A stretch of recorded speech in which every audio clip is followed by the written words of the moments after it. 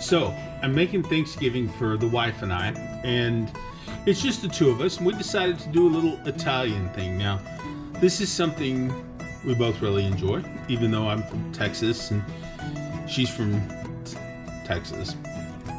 And Italian food is something we really enjoy, but this recipe that I'm going to do today is actually given to me by a friend of mine who is from Tuscany, and he's a chef, but he's also a home cook, but he's a classically trained chef, and he's a client of mine, and been doing this for years.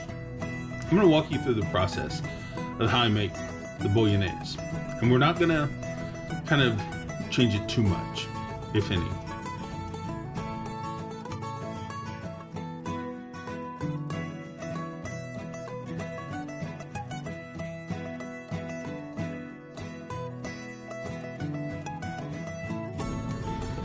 Now then, the key thing that I say here is this thing takes a lot of time, and it's a multi-day process. Now, obviously, you could shorten this process, make your life a little easier using the right tools. I'm just using what I have here at home, not trying to overcomplicate this thing. I personally would rather put in a little bit more work and feel the food, and that's just me. I would rather really be involved with it, but this is a multi-day process, and usually 2 days. Obviously 2 days is a good number. You don't want to let it set too long in the fridge, but you'll see that this thing is taking some time. I'm not getting in a rush with everything. I am grating these little carrots, which I probably should have used bigger carrots, but they're just easier to work with. But my wife is a fan of the smaller pre-cut carrots. She uses them for dipping and whatnot, and that's fine. You notice I'm using a pretty good amount of carrot, and the carrot's not the only thing that I'm going to be grating. But the thing here is, this process takes a while. Don't get into a rush with it. Don't cut your fingers up. You'll be just fine. What I'm doing here is basically making a mirepoix, right? And so it's going to be the celery, the onion, the garlic, and the celery, onion, and carrot. So you'll see what I'm going to do with this thing. Now just remember here, I'm taking my time with this mirepoix. A lot of this is prep, okay? You see I'm using this to keep this in here.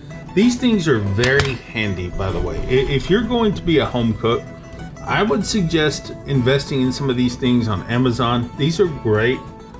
You see, I use them for everything, okay? Listen, this is a lot of prep. It's going to take a lot of time, as I've said, okay? Don't get in any hurry. You see, I brought my little kitchen stool in here. I know, a lot of people say fat ass ought to be standing up and all this and that. But remember, this is going to take some time, okay? And a large part of this time is just simply prep. I'm prepping this mirepoix very simply and very easily, okay? So, now here, I'm gonna use a white onion. This is generally what I always use, but I don't just take it and whack off the end of it, okay? That's easier said than done. Okay, so now what you see me here doing is I'm just grating up this onion, and you see me going through this whole process with all sorts of things. You know, I'm grating up the carrot, grating the onion, grating the celery here in just a second. And this is a real important part of this process because A, it's a texture thing. And B, I think by shredding this up, getting it a little bit finer, you're actually helping the flavors come out of these vegetables a lot more than if you were to just do a rough chop on them or a julienne or something like that. So for me, for something like this that's going in a bolognese, and I'm not a chef. I'm sure some of these, you know, classically trained chefs out there would correct me on this, but I personally think that for something like a bolognese or something like that that's going to be more saucy, shredding these vegetables is a lot better than just chopping them up, throwing them in a pot. Now, I don't know probably a lot of that depends on your own taste and your own idea. But that's kind of what I'm doing here with this, and now you'll see that I'm doing this here again with the carrots as well, because I think it's also helping some of the juices come out, some of the water, and you'll notice the difference of this. So yeah, so if you're wondering why I'm grating this, this is why I'm doing this. And then I end up with this mirepoix that's kind of just all together shredded up, the carrots, the onions, the celery. And when I was talking with my friend who from Tuscany who makes this was his suggestion. He was telling me to go ahead and just chop all of this stuff up like this, or shred it up like this instead of chopping it. Now I'm using not a lot of garlic because I am going to use garlic powder later on in the recipe. But I guess you could use more garlic. Yes, go ahead and laugh at my knife skills here, right? Okay, I hear you, I get it. But you know what? That's how my fat self here is going to do just a little rough rockin' chop here, right? And again, you see me using these little containers. My wife and I, we have hundreds of these little containers around our house. I think they work great. Now, of course, the basil is going to go in there. And this basil, I'm just kind of giving it a rough chop here. I could probably do this a lot better, but just give it a little rough chop, you know. Bah, bah, bah, bah, bah, like that.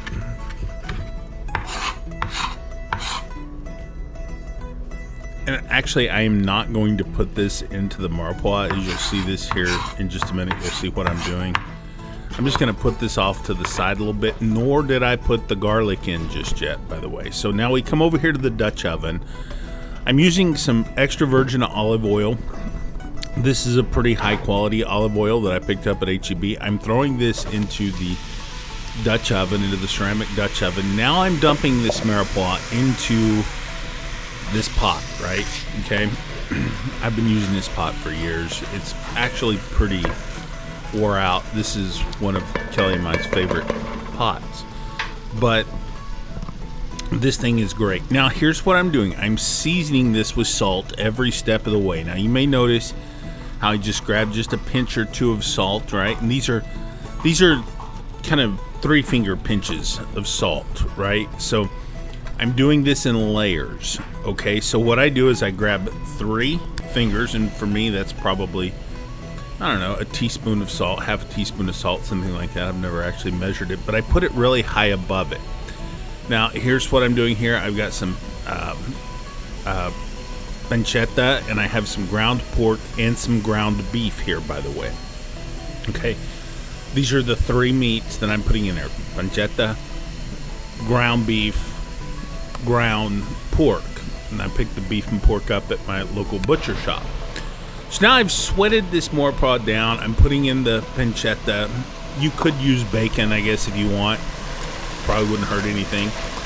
But again, I'm putting this in there now in a specific order, okay? So I'm letting this vegetable mirepoix brown a little bit in the pan, get a nice color on it, soften up really, really well.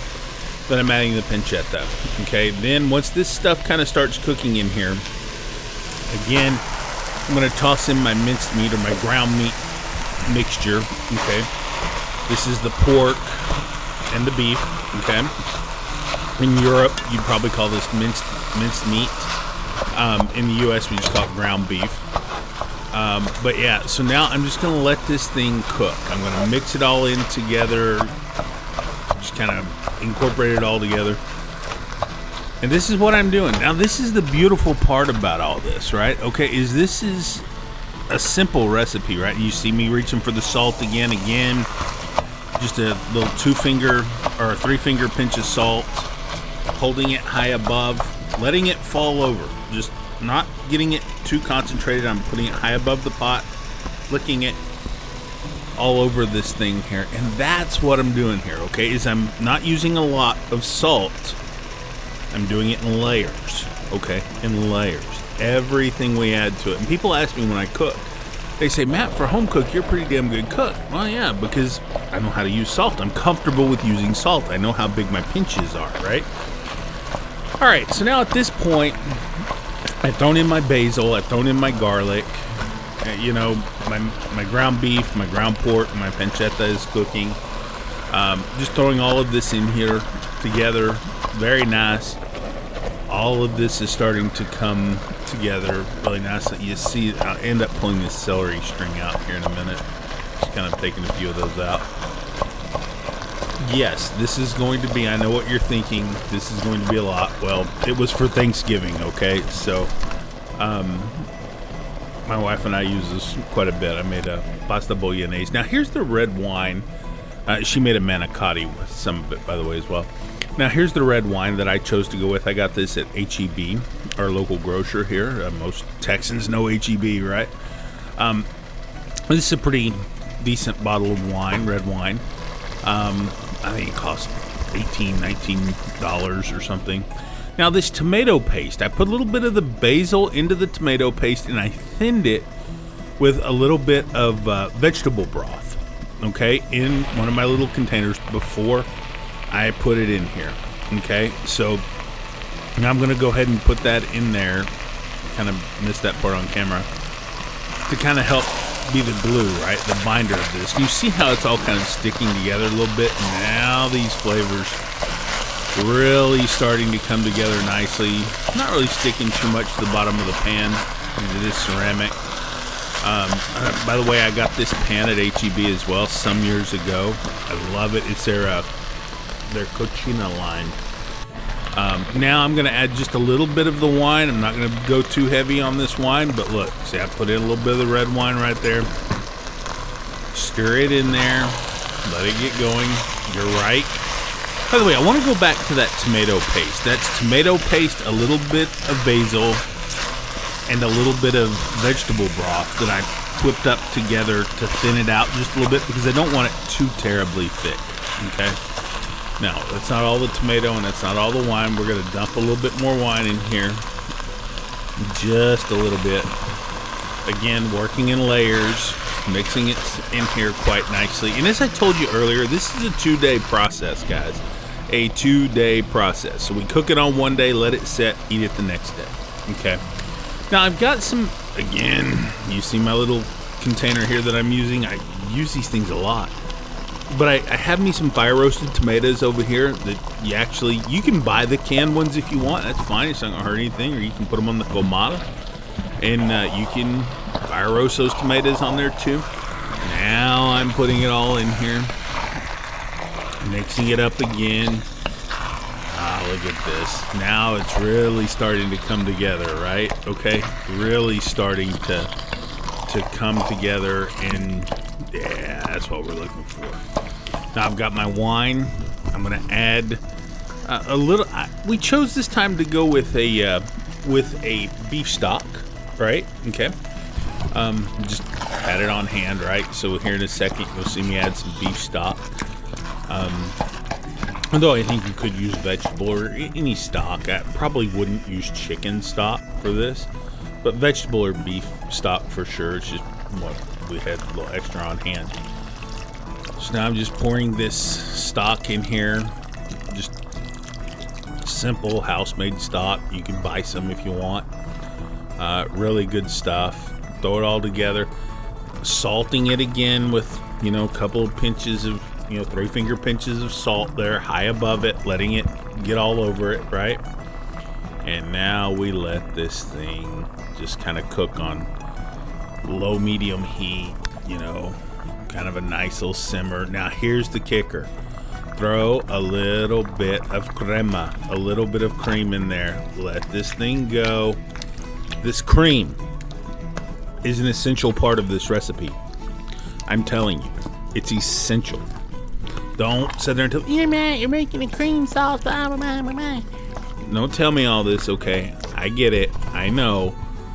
Just trust me on this. This crema is part of it. You have to use just a little bit of this crema. Now, throw it all in there. Let this thing cook for a couple of days or for a couple of hours. Let it sit in the fridge overnight. Then bring it out the next day. Heat it up. I'm telling you, this is going to be fabulous. You're going to love this thing. And this smells great, by the way. It makes your house smell great. And I'm not an expert at cooking Italian food, but this is a fine recipe, and I think you'll enjoy it. It was really good for us, so yeah. And here's what it looked like the next day after it sat in the fridge overnight to nice and marinate together and warm back up with some pasta, and Kelly used it on her manicotti. So anyway, that's how this Texan made some bolognese sauce. We'll see you later, guys. Happy holidays. Take care of yourself and be sure to subscribe.